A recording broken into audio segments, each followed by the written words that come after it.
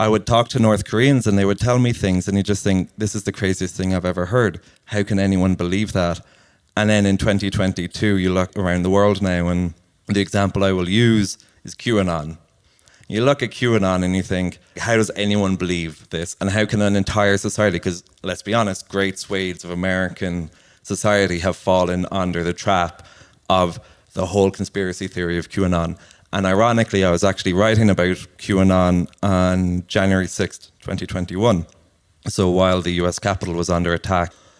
And in the context of North Korea and seeing how you can manufacture an entire reality for an entire society, it's given me a grounding of sorts to kind of better understand trends that are happening in our own world.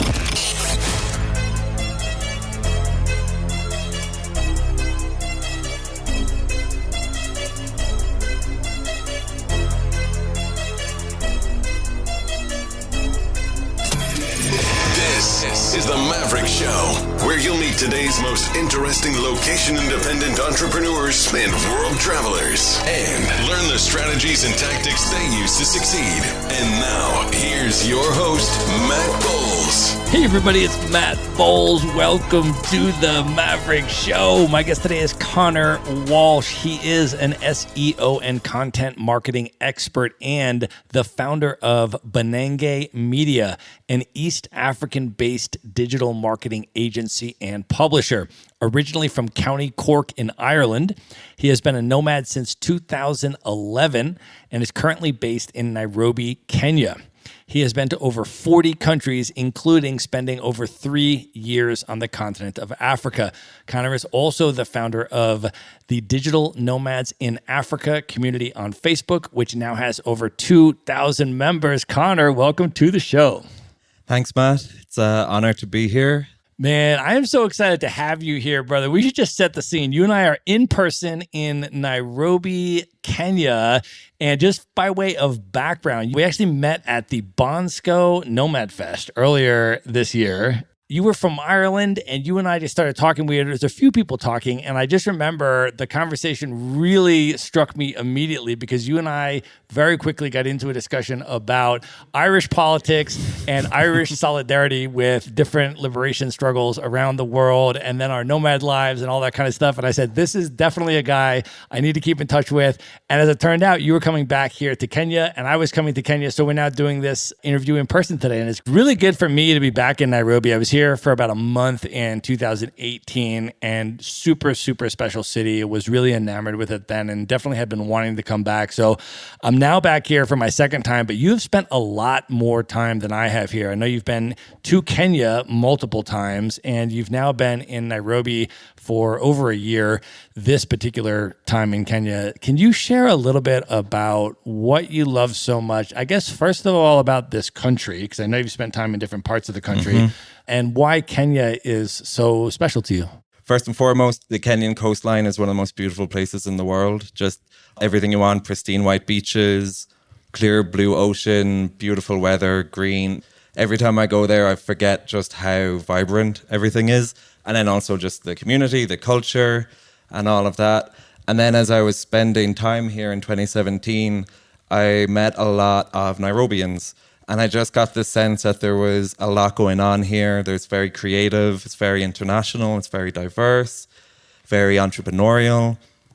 So I left Kenya for about a year, and then I got a remote job and I had to stay in a European time zone. And I decided, well, I might as well just come back to Kenya. No one's going to notice. And then I just kind of ended up in Nairobi.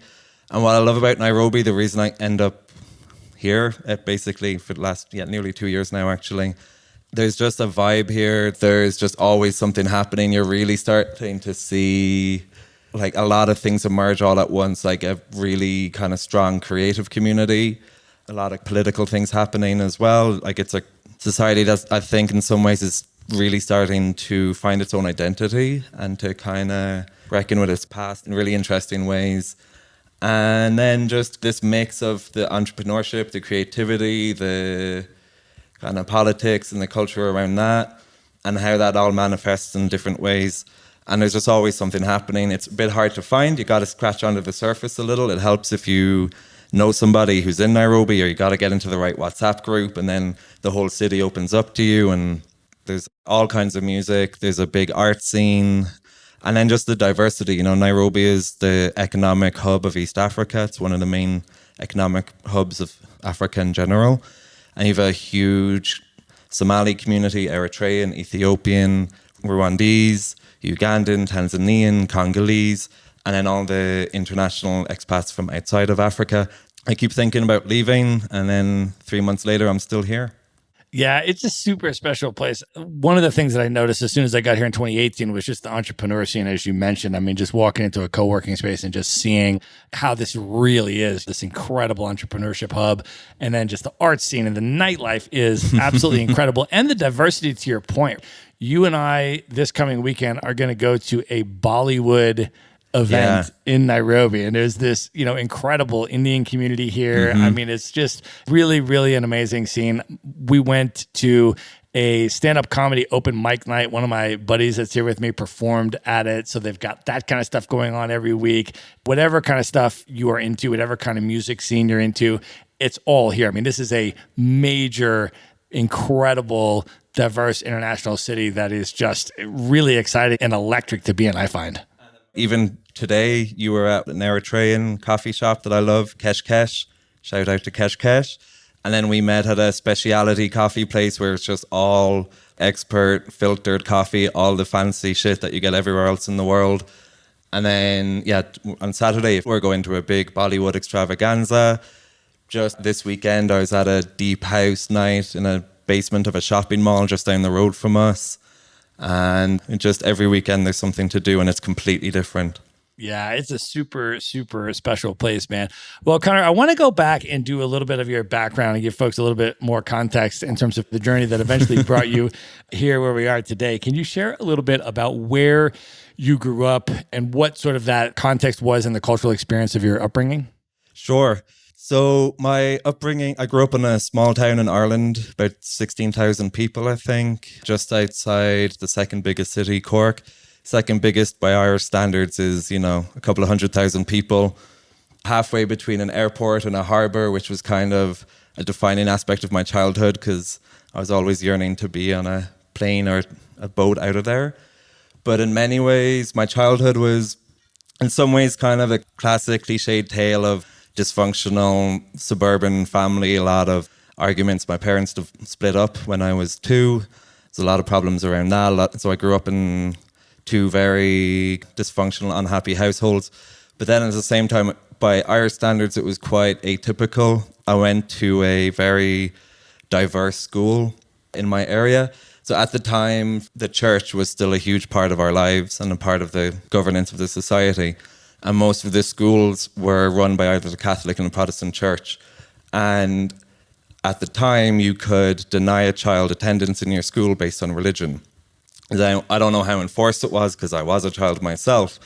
But looking back, I realized that the school I went to must have been some kind of hub for the local immigrant community in Cork, and also just mixed race families as well. So children of an immigrant and an Irish parent.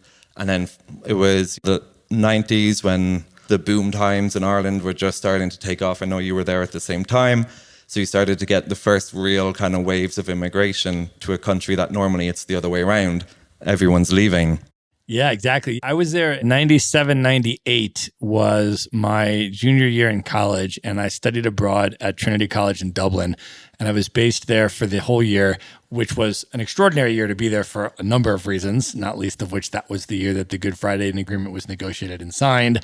I was in Belfast the day that they signed that, which was quite remarkable. But the year was also incredible. It was my first real international experience by myself outside the United States. So it was my first international experience. Oh, all right. And then I'm in Dublin, man. And for people's context and for Americans' context, the entire island of Ireland is about the size of North Carolina, which means that by train from Dublin, you can get anywhere in the island in a day. And so you can just take the train and go somewhere. And so every weekend, my roommate and I would go to a different place. And I remember, I think it was the very first weekend that we were at Trinity. We're like, let's do this every weekend. And it was the Jazz Festival in Cork.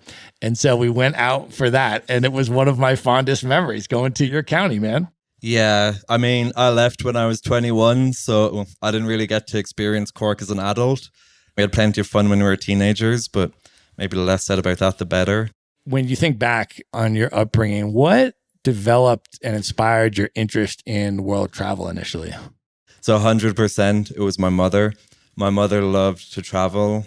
She made sure that me, my two siblings, my brother and sister, because I'm the youngest of three, got to see as much of the world as we could. So even though she was a single mom from a pretty much working class background, at least in the early parts of my childhood, the advantage, as I said, of living close to a harbour is that you could take the ferry to France. So we would take holidays to France when we could. Later on, I found out that much of this was being facilitated by my grandfather and my uncle, who stepped in very much after my father left. And then as we got older and my mom was able to get a better paying job and start to work and to start to save up, we started to branch a little bit further away. My brother and my sister also studied abroad at different points. So we visited my brother in the Czech Republic. I was able to do a school trip to New York at one point. And then, yeah, she just always wanted us to know that there was more to see out there and that we should go out and see as much of it as we could. And then my grandfather was the same. So my grandfather was born in 1922, one of a dozen siblings, was taken into work in the post office when he was 14, just worked his way up to a pretty good position. And well, you've seen the GPO in Dublin. Yeah, so he was managing the GPO at one point. That's the kind of career path he took. So he was able to support us quite a bit. And as he got older, just before he died, we would have basically the same conversation very often because he would kind of forget we'd already had it. And it was something along the lines of, he'd just say, how old were you the first time you were on a plane? I think I was maybe 15. Ryanair was just taking off. So, 20 euro flights to Tenerife or whatever. And he's like, that's amazing. I was 50 when I was on a plane. And then he would just have this whole spiel. And it was basically that our generation was going to be able to do so much more than his. And that we would, as a result, become much better people because we would be better educated. We would be exposed to more ideas. We would get to see more of the world. And because of that, we should travel as much as we can. And we shouldn't feel bad about it. And we shouldn't stay in Ireland for our lives. We should get out as much as we could and travel as much as we could. And we would have this conversation a lot. And then I just decided that I would take his advice. So that's what I've been doing for the last 11 years. And so when you decided to leave and you were very young, you were 21, where did you go and what was that initial experience like for you?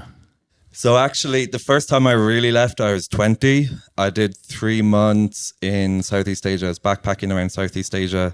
This was 2010.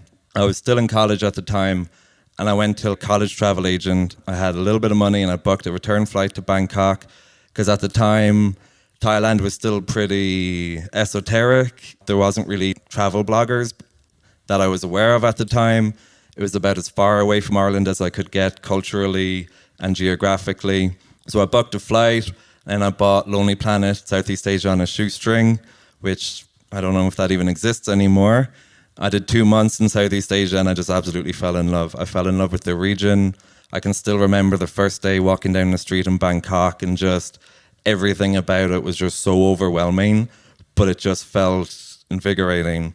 And I just knew then, it's like, okay, this is me, I'm set. So my last day of my 3-month trip, I was Googling working visas for Irish people all over the world. Canada, Australia, Argentina.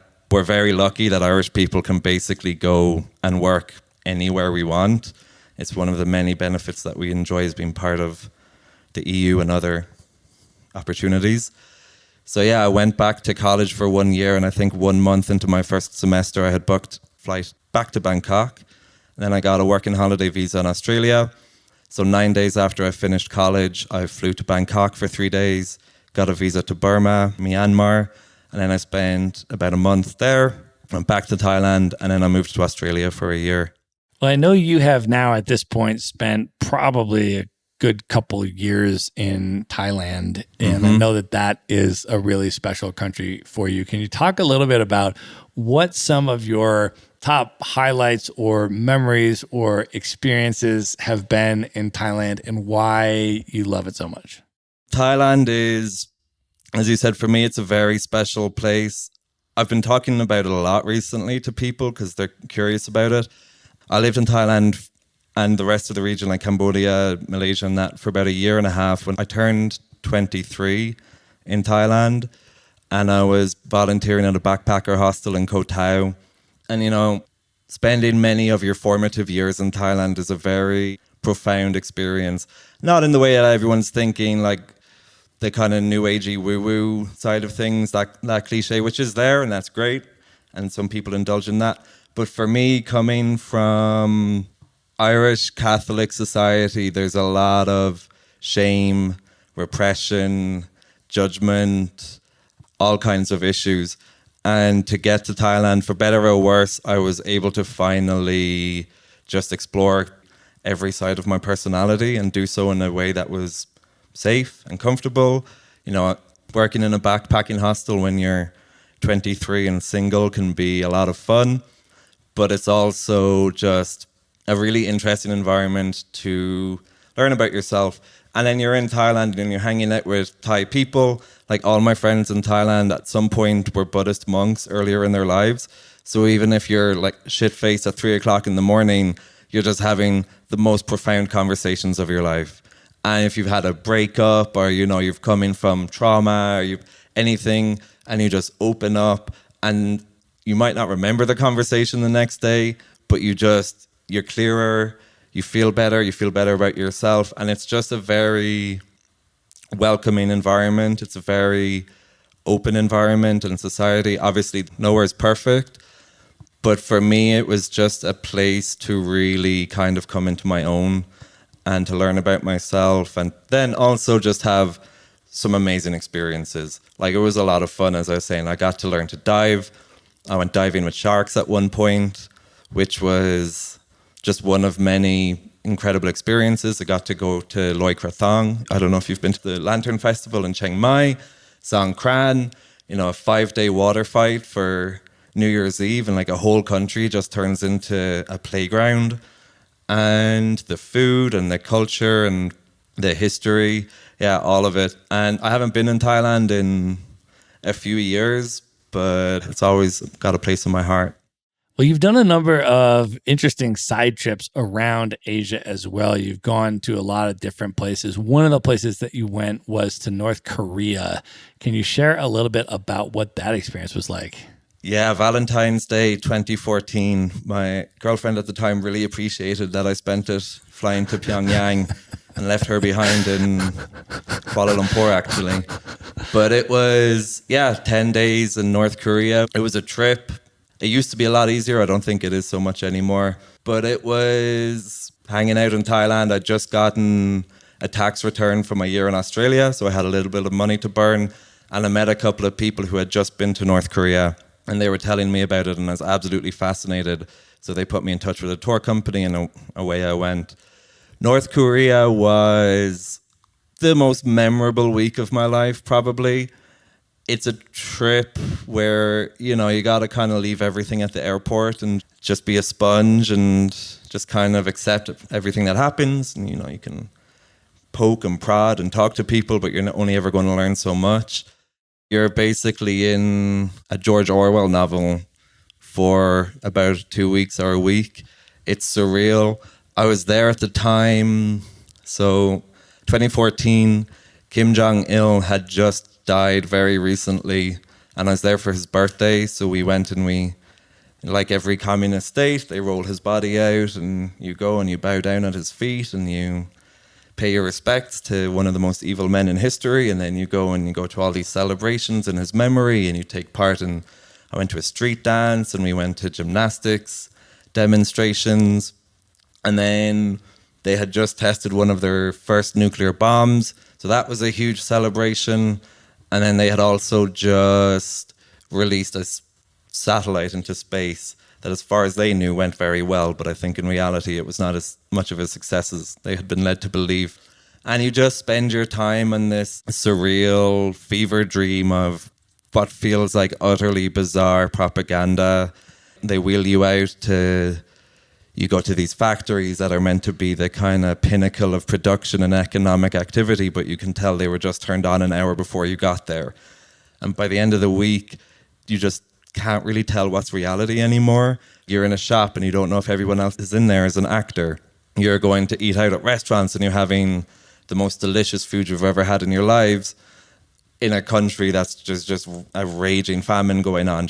And you're going to all of these events and quote unquote spontaneous happenings, and it's all pretend, right? You're looking at this society that has just been completely brainwashed in so many ways. And everyone thinks North Korea is this crazy outlier, and it's just so bizarre, and how could it ever be like that, and how can a society live like that? And honestly, in a roundabout way, the last year or so, I've been thinking a lot about Korea, because inadvertently it prepared me for a lot of what's going on in the world right now. I remember I would talk to North Koreans and they would tell me things and you just think, this is the craziest thing I've ever heard. How can anyone believe that? And then in 2022, you look around the world now, and the example I will use is QAnon. You look at QAnon and you think, how does anyone believe this? And how can an entire society, because let's be honest, great swathes of American society have fallen under the trap of the whole conspiracy theory of QAnon. And ironically, I was actually writing about QAnon on January 6th, 2021. So while the US Capitol was under attack. And in the context of North Korea and seeing how you can manufacture an entire reality for an entire society, it's given me a grounding of sorts to kind of better understand trends that are happening in our own world. And again, crazy shit. I was at a quiz night in Bansko over the summer, and this American guy joined our team, and we're chatting, and then he starts very matter-of-factly telling me how and why Michelle Obama is a man. So there is a huge part of the right-wing ecosystem that believes that the former First Lady of the USA is a man. And I was familiar with this because of the work I've done writing about QAnon and writing about conspiracy theories in the US. I would have been a bit more shocked by that if I hadn't spent a week in North Korea 8 years ago and just kind of already understood how a person can be brainwashed into just the most extreme ideas you could imagine. Wow. Yeah. I feel like it's always important to take lessons from these things that we observe while we're traveling and then apply it to other things. I mean, I was just in Rwanda 2 weeks ago, and I went to the Genocide Memorial in Rwanda. And I always try to look into the political history of places that I go, and particularly when there have been events like genocides, I try to go and I try to study those things and learn about them as much as I can to understand how these things come about.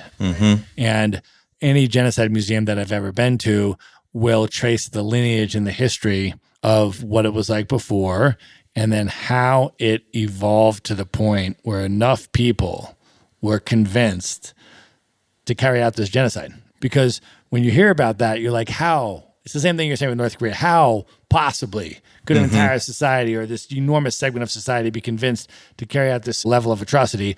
And then you read about it, and then you see it. And you see it in Europe, and you see it in Asia, and you see it in Africa, and you see it with all different religions, all different cultures, all different people.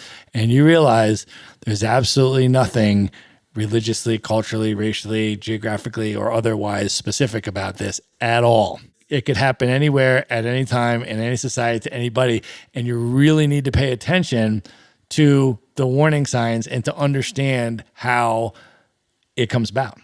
Yeah, I mean, there's millions of people around the world right now that believe the entire world has been run by a secret cabal of child-eating pedophiles who drink babies' bloods to stay young, and that they're in control of every part of our lives.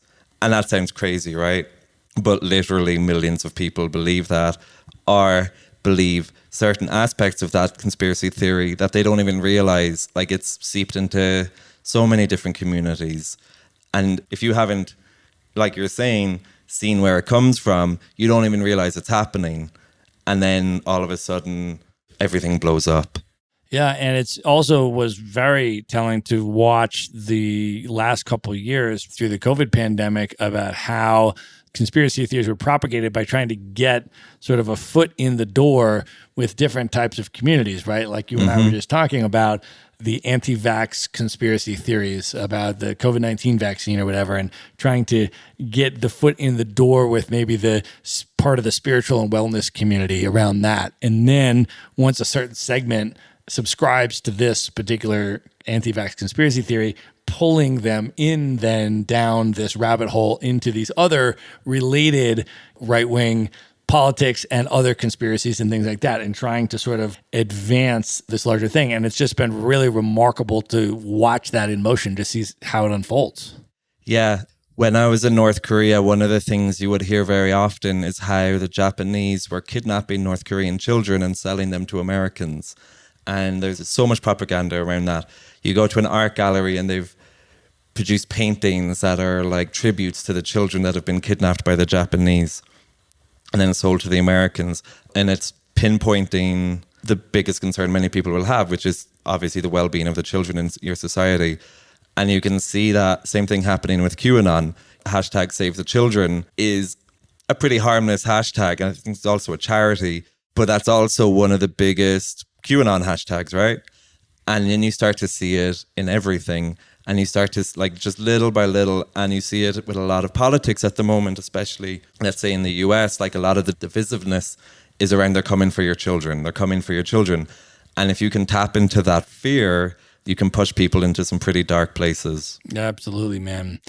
Well, you mentioned that when you went to North Korea, you were based in Kuala Lumpur at the time, which is a city that I've spent a lot of time in, probably at least 4 months. You've spent more time than I have, though, in KL. And I know that city also has a lot of special meaning to you. And I know you were also involved in some really cool and significant projects while you were there. Can you talk a little bit about Kuala Lumpur? I guess, first of all, maybe what you just love about the city. Like, for people that have never been there, why is the city so special? And then what you were doing there. Yeah, so a lot of people don't understand why I've spent so much time in KL. And I get it if you've come from Bangkok, even Phnom Penh, Ho Chi Minh, Saigon, whatever. Those cities are a little bit more accessible. But the key to KL, like many cities, even Nairobi is a good example, you got to know someone who's grown up there. Once you have that connect, the whole city opens up to you. And it was the same. I was friends with a lot of expats in KL, and I thought, okay, I know this city now, it's really good. And then I was in a relationship with a Malaysian woman, and then it was just a whole other level, because she obviously, and she was in the Chinese community, so there was that aspect of it as well that I got introduced to. But KL, for me, it's the food. I mean, we could stop there. For me, it's got the best food in Southeast Asia, because it's got all the food in Southeast Asia. It's got every possible cuisine you could think of. You go to a metro station and there's a Taiwanese restaurant just in the corner somewhere. All the auntie and uncle stalls that I hope have survived the pandemic. I haven't been in KL in a few years. There's a diversity. Again, I'm always drawn to big international cities that have a already diverse community. So we've got the Malay, the Chinese, the South Asian community, the international community. And then there's just a lot going on. And also, because it's a city that doesn't really have a big drinking culture, there's just so much happening outside of that. You can stay out till 3 o'clock in the morning in KL, but you're just sat in a tea house somewhere drinking iced tea or whatever, anything non-alcoholic because it's too expensive, and just having the most delicious food of your life. I remember during the pandemic, I couldn't sleep one night, so I finally decided to watch Crazy Rich Asians. And I don't know anything about it, but I was like, fuck it, I need something lighthearted, whatever. I've got insomnia, I don't want to watch anything serious. And it made me miss that region so much. Just for one scene where they were just sat in a typical Singapore food court and everyone's on this crappy plastic chairs and there's just beers and tea and food and everything, and you're just sat there for hours and hours and hours just chatting. And I love that about it. But the reason I ended up in KL is just because I used to do a lot of visa runs to Malaysia when I lived in Thailand back 8-9 years ago, 10 years ago even. And then eventually I ended up on I suppose you would describe it as a social impact incubator. So it was 10 businesses within Malaysia that had a social impact business model but they were early stage and they were trying to become financially sustainable. So they were getting in consultants from Malaysia and also around the world to help them figure out their business model so that they didn't have to depend on donations and charity and philanthropy.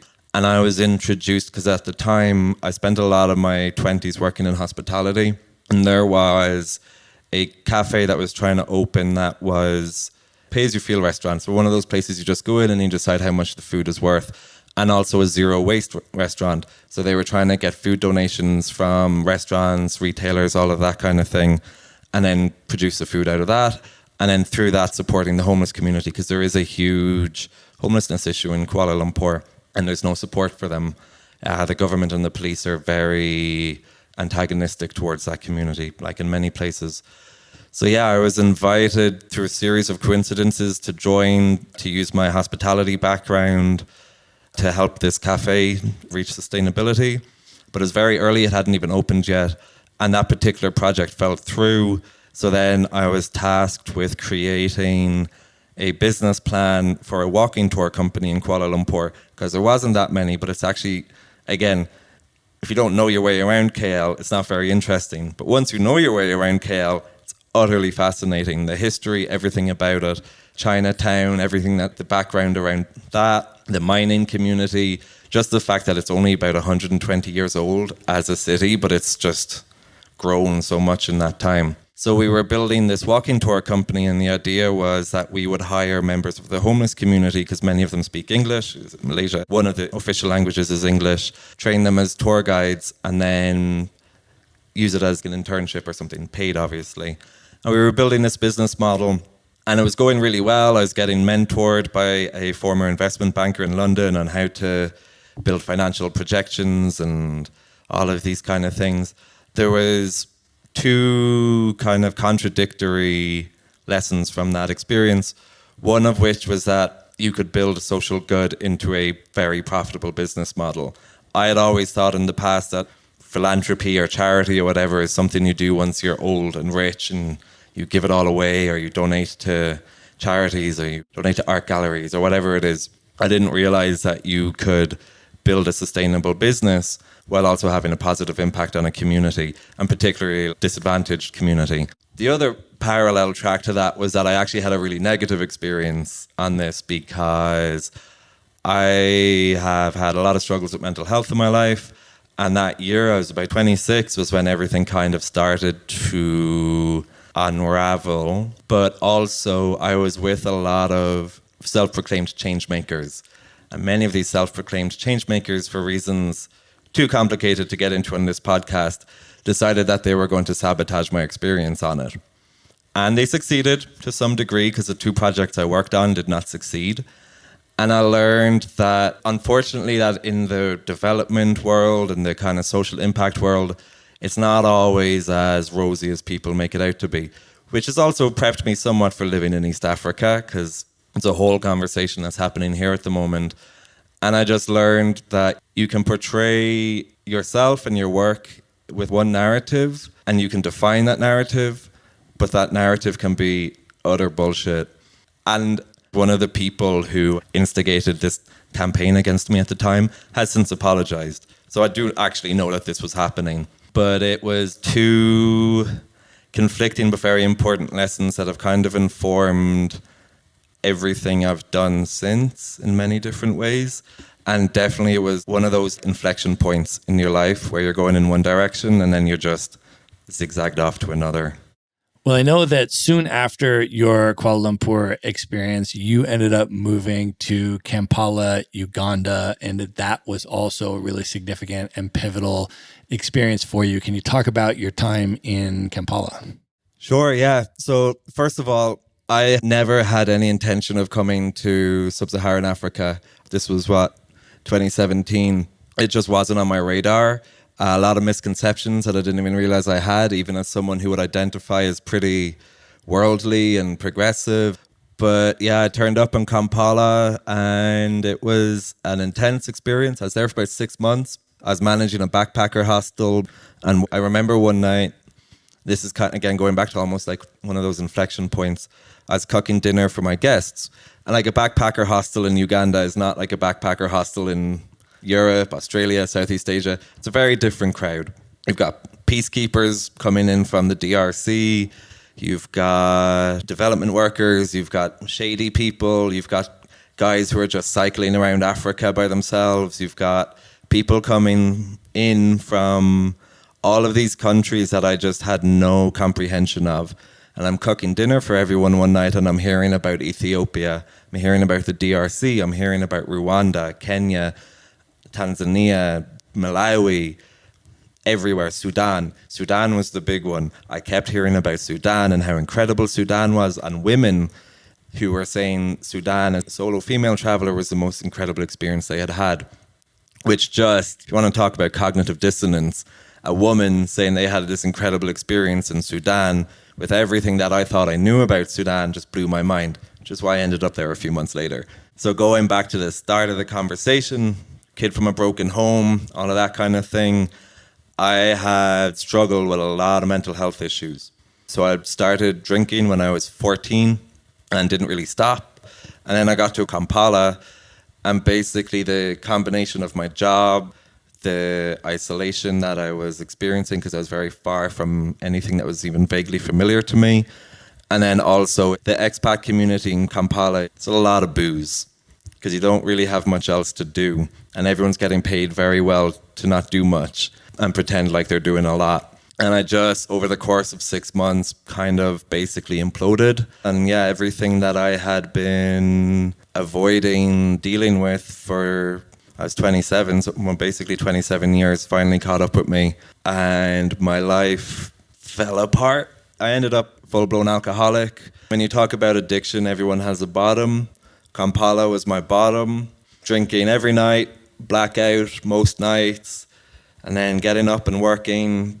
I was smoking 2 packs a day of cigarettes. Everything about my life was not going in a good direction, physically, mentally, emotionally, everything else. And then I love movies. And at the time, across the road from where I lived, there was a legal movie rental store. So you'd go over with a hard drive and a list of movies. You'd hand that over, and a day later you'd come back and you'd pay them like $1 per movie or something. TV shows, anything you wanted. And the 2 big movies of my childhood were Indiana Jones and Star Wars, for a lot of reasons, but mostly escape.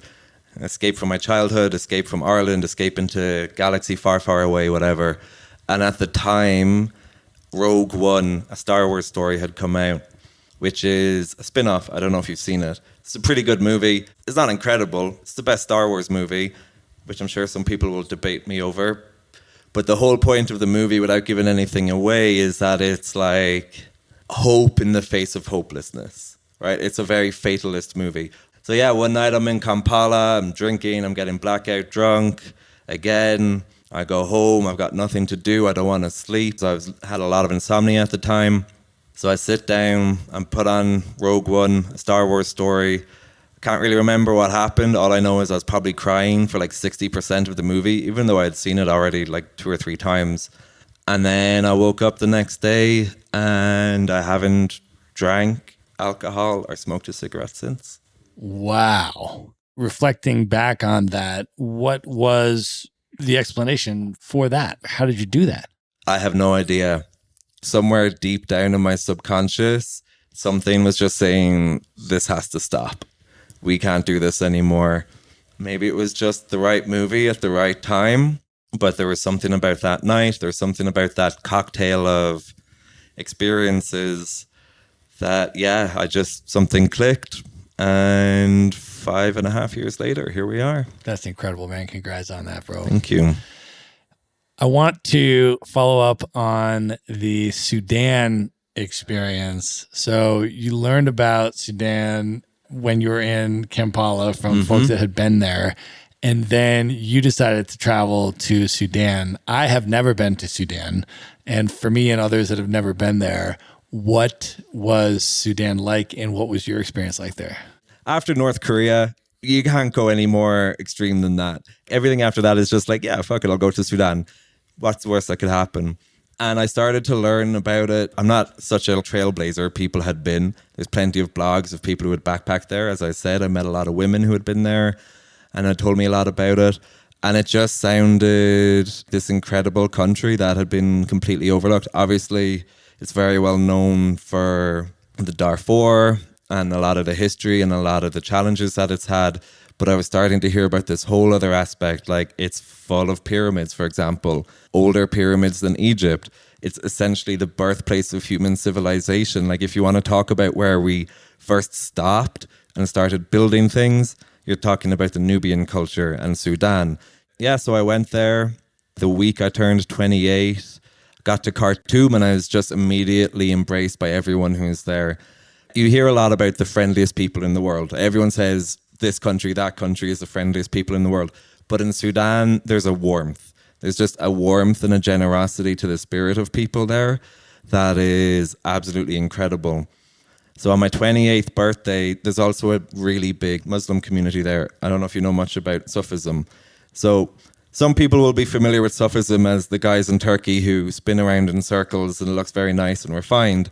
But Sufism is actually a lot more than that. It's basically like mystical branch of Islam, and it's very old and it's very deeply embedded in many cultures that we wouldn't even realize. Like there's Sufis in the Balkans, there's Sufis as far as Southeast Asia. They're everywhere, and their teachings are in a lot of Western thought as well that we just don't even realize. So I was really interested in this, and Sudan has a huge Sufi community. So on my 28th birthday, as I said, first time celebrating it sober since I was 13, I go about 30 minutes outside of Khartoum with a Sudanese woman that was basically acting as my chaperone because she was a friend of the owner of the hotel I was in. And you go, and there's just hundreds of people come to this graveyard outside of Khartoum to pray for the day. And there's live music, there's drumming, people are dancing, people are spinning in circles. But basically they believe that to get closer to God, you have to separate yourself from the materialism of the world. Spinning in circles is a way to get into a trance. Everyone's in colors, mans have jewelry and dreadlocks, and everyone's in bright colors and drumming and dancing and playing, and it's fun, and there's just hundreds of people there. Guys are literally like falling on the ground in a trance. People are running around in circles, and it's absolutely beautiful. And then they were taking me in, and they like let me sit in the middle so that I could get photos of everything. They were bringing me to different areas to meet the religious leaders, all of this kind of thing. Behind my sunglasses, I'm just like bawling my eyes out.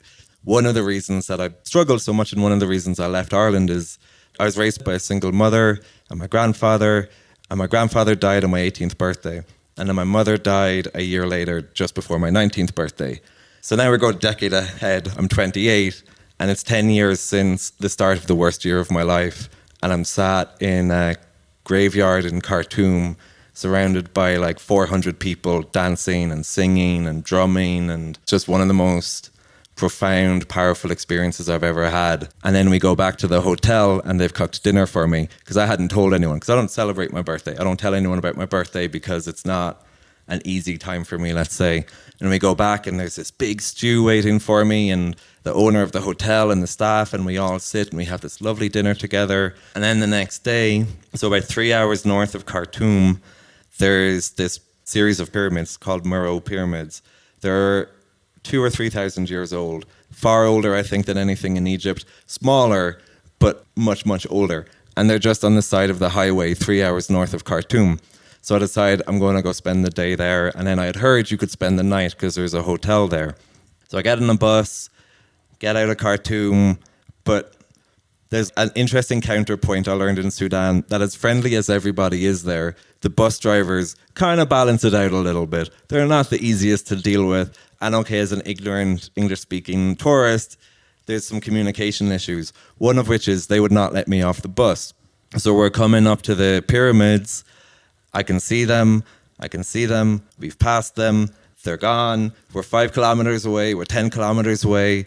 And I just decided, like, okay, I'm going to have to be that dickhead on the bus who's like banging and screaming and just being the arrogant tourist. And then they kick me out of the bus. So it works. But now I'm 10 kilometers away from the pyramids in about 45 degrees heat in the middle of the afternoon with my 2 backpacks. And I'm stood on the side of the road, and I'm looking at the pyramids in the distance, and I'm thinking, the fuck am I supposed to do now? I suppose I just start walking.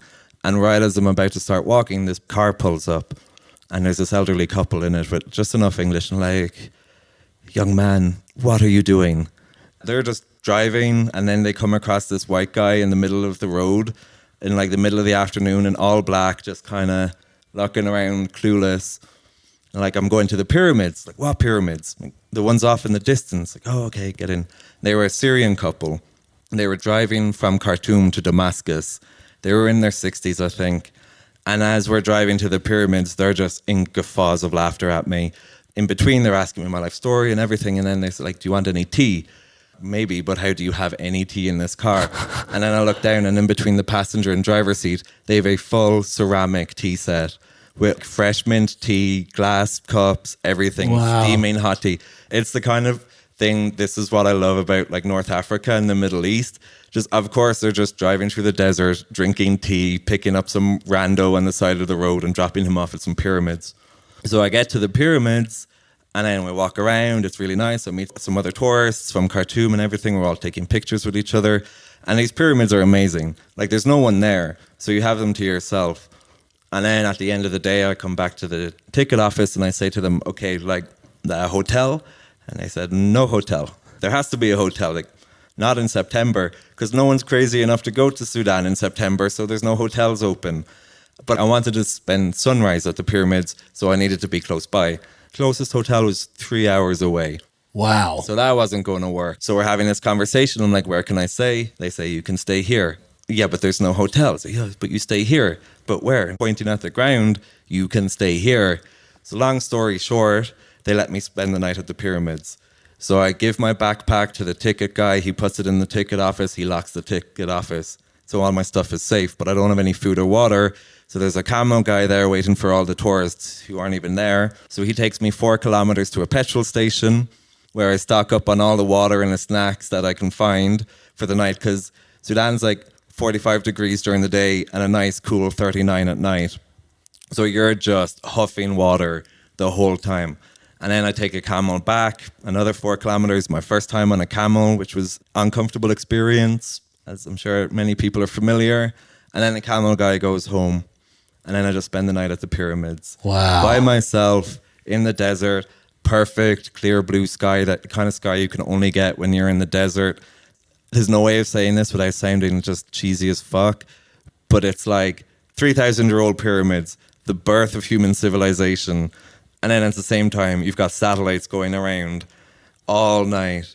And then the moon making its way across. I'm getting goosebumps just thinking about it. So I spent the night there, didn't sleep a wink. Got up the next morning, got my bags out of the ticket office, had to walk back to the highway, which is maybe a 20-minute walk. And then I realized, what the fuck am I supposed to do now? So only the second time in my life, I just put my thumb out. I was like, fuck it, I'll hitchhike. And within 5 minutes, somebody had picked me up. I get in the back of his car, pass out. We get to the nearest town, 3 hours away. He lets me out. I'm like trying to pay for his fuel or just give him something to say thank you. He refuses to take any. And then I carry on with my holiday. That is absolutely incredible, man.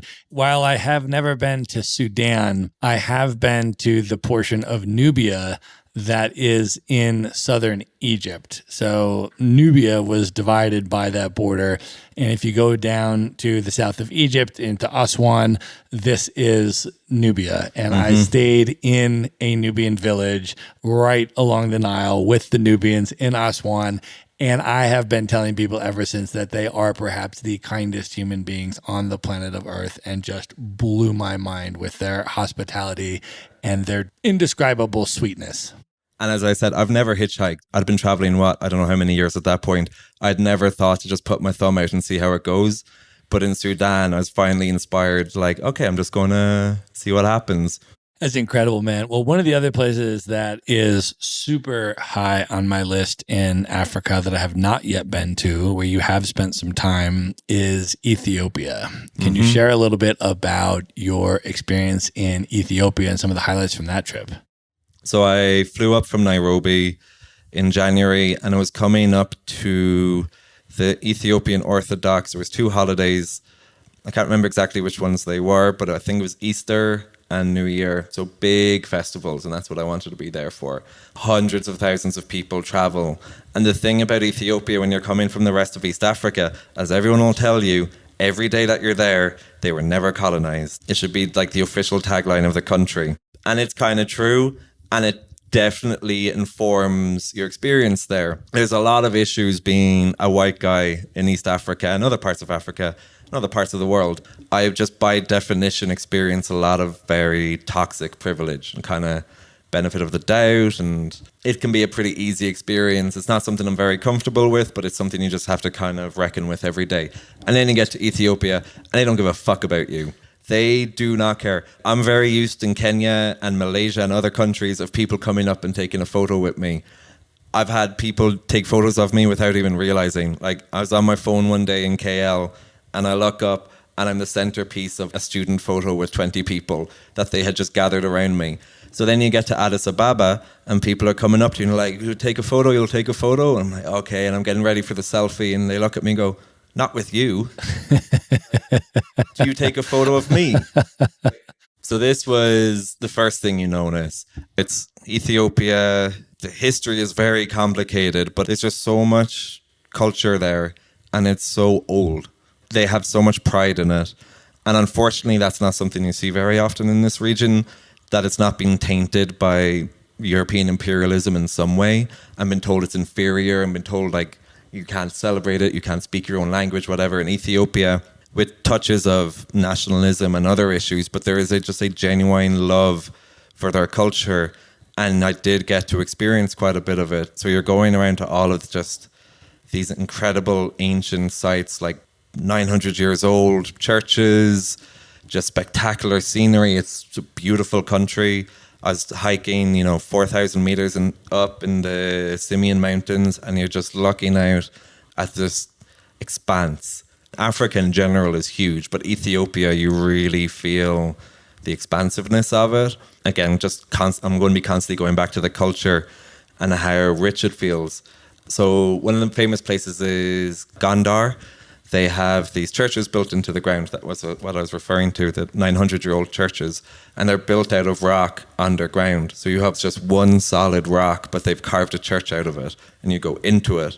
And at night, I was there for one of the festivals. I can't remember. This was a smaller one, actually. And because it's a very old Orthodox branch of Christianity, there's a lot of praying, but like slow, let's just say chanting, and a lot of ululating as well. I've probably said that wrong. But at night, when because their mass starts at like 6 p.m. and it goes till 6 a.m. So at night in this town, because there's all these churches built into the ground all over the place, you can just hear this hum through the whole town, just this light hum coming from all the churches. So I asked if I could be brought to one. It's pretty touristy, but it's pretty cool. So you go into this church, and if it wasn't for the generator and a little bit of electric lights everywhere, you could be 700 years into the past. And you go in, and there's just people everywhere, and the priests have incense going, and everyone's dressed up in their traditional cotton, which is also very striking. It's absolutely beautiful. And then you stand there, you just feel transported. So I'm in this 900-year-old church with these Orthodox Ethiopians. Everyone's praying and chanting. They've been there for hours. And then this guy walks in, and I'm looking at him. I'm like, I know that guy. And it was Omar from The Wire. What? What's his name? Michael K. Williams? Michael K. Williams walks in. No way. Yeah, just at like 3 o'clock in the morning. Every bone in my body is like, don't go up and say hello.